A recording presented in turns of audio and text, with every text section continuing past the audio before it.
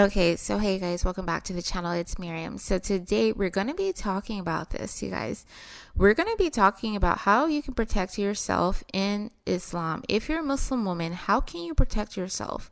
Because sadly, even though there are certain customs, certain things that are permissible in Islam, because of the rampant issues so many people have, there are narcissists, there are sociopaths, there are psychopaths. They're using the very things in Islam that are made to be easy in order to exploit, to take advantage of different people. And oftentimes I find people that are new to Islam, particularly women who were not aware of different things that were permissible, right? Once they find out, they leave, especially if they are subject to it. So number one, we're going to cover probably three major things.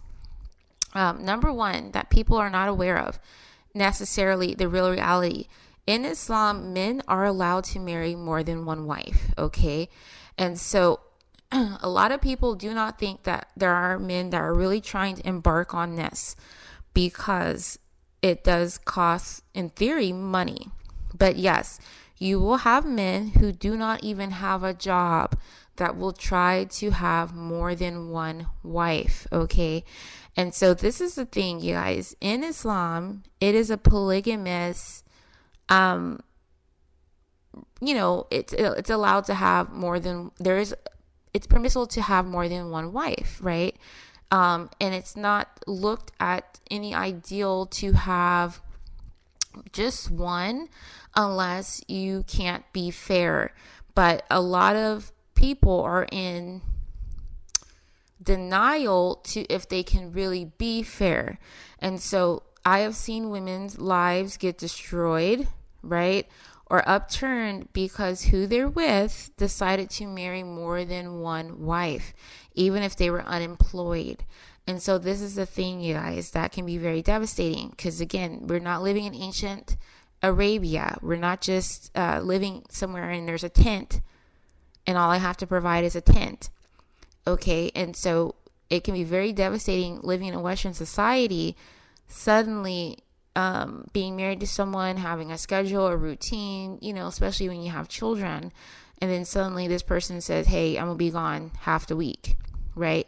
As devastating as that can be, and especially if that's not something you thought would have.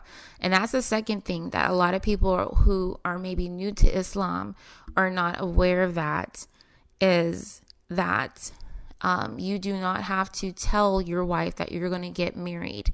So that is not advised, but you do not have to. And so that goes back to the original concept that in reality, the Islamic society and the Islamic culture is really in nature to be polygamous.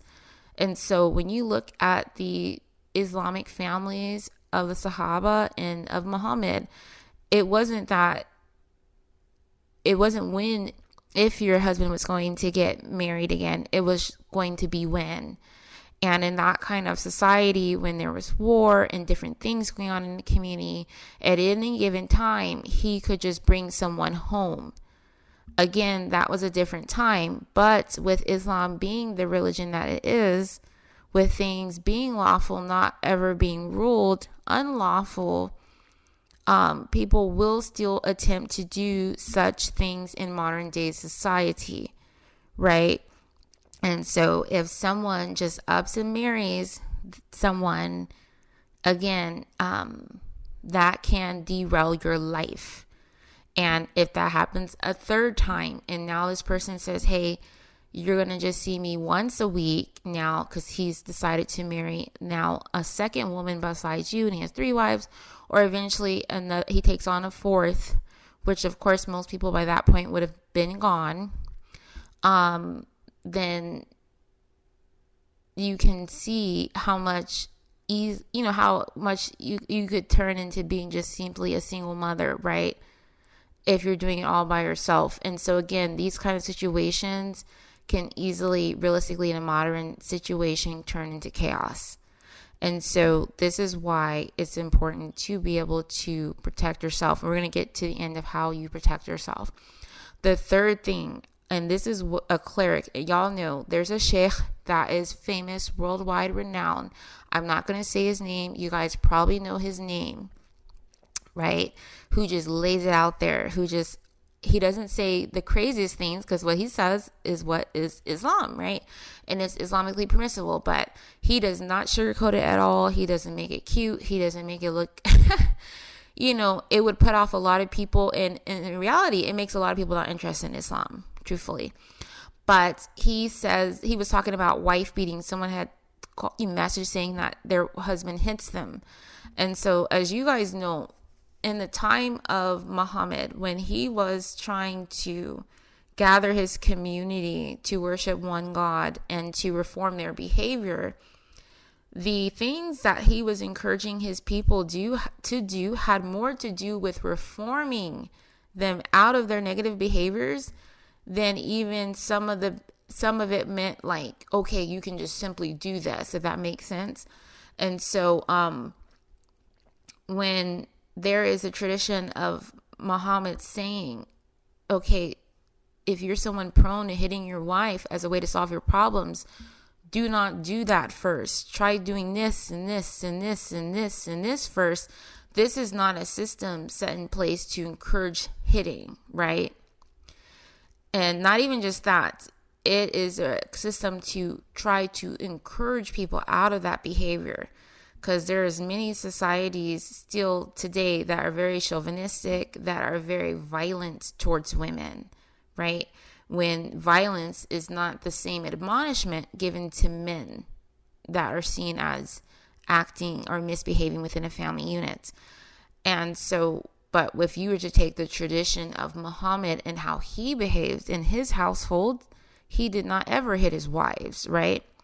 But you will see a lot of different scholars still saying, including this one sheikh, giving the very poor advice of saying, okay, well, the man shouldn't be hitting you, but if he hits you sometimes, then, make sure he makes it up to you. And so, as we know in modern day psychology, we know in domestic violence, if someone is hitting someone, and it turns into a cycle of someone trying to make it up to you, you're going to find yourself in a cycle of abuse. And so obviously domestic violence is not something that is just renegated to Islam or any particular culture. It is something that is seen all over the world. But seeing within the Muslim community, people not insisting primarily on the way to model your household to be on a violent, free household, which was the example of Muhammad, can present itself in a very devastating result for the life of a woman and perpetuate domestic violence and violence against women and femicide. So these are the things that are very problematic in the Muslim world, and is still, as you can see, throughout the world. Right? When you think of the different issues and the things that these governments and stuff is doing, and that's our epidemics, right? And so the way you can protect yourself in Islam, because even though you have all these issues within Islam, I would never tell anyone just throw away your Islam, think about converting, or be Christian or something, worshiping a false god, right?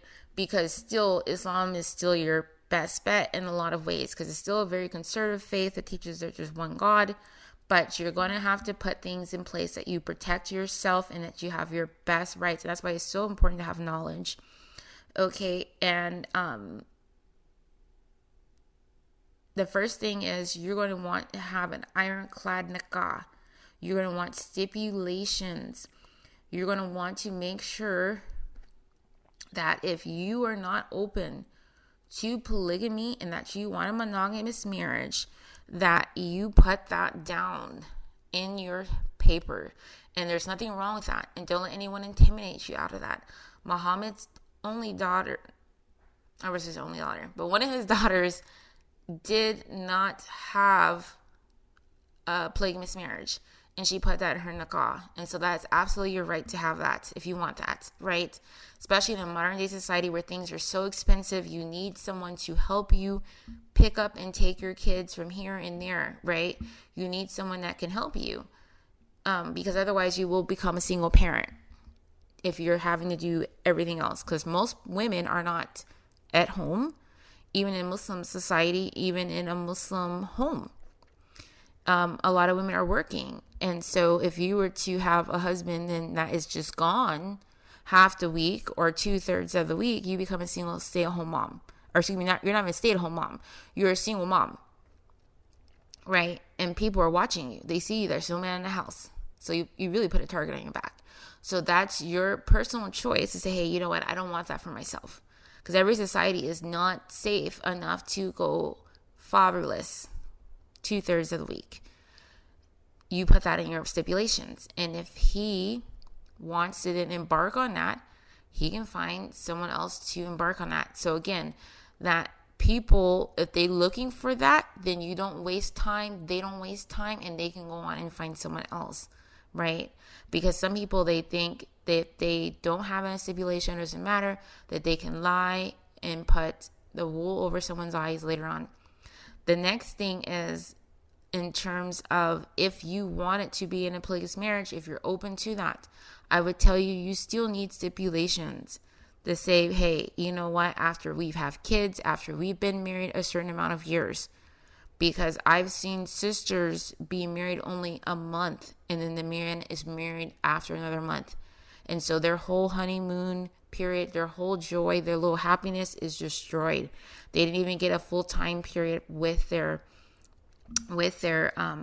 husband. And so, like I said, this is in the 2020s, y'all. And so again, especially in today's society, no one's living somewhere in the desert in a tent. And so people expect a certain type of lifestyle. We've been all living in the world expecting, seeing a certain type of lifestyle. And the next thing is, what is it called? The third thing is, what is it? The next thing? Oh, the wife beating, right? And so this is the thing.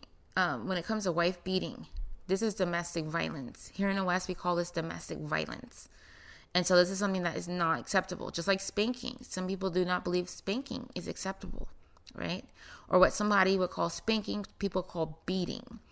And so you need to make sure that, first of all, you are marrying a man that did not grow up in a household in which wife beating took place. Because then he is most likely to commit an act of violence against you, right? You need to make sure that that man believes, not just understands, but believes that violence against women is not okay. Okay? And so it doesn't matter if you're Muslim, non-Muslim, because even in non-Muslim societies, you guys have probably seen Lifetime movies. If you live here in the United States, there are issues with men that have issues with women. Okay? And they are violent towards women for no reason at all, because they have a problem, right?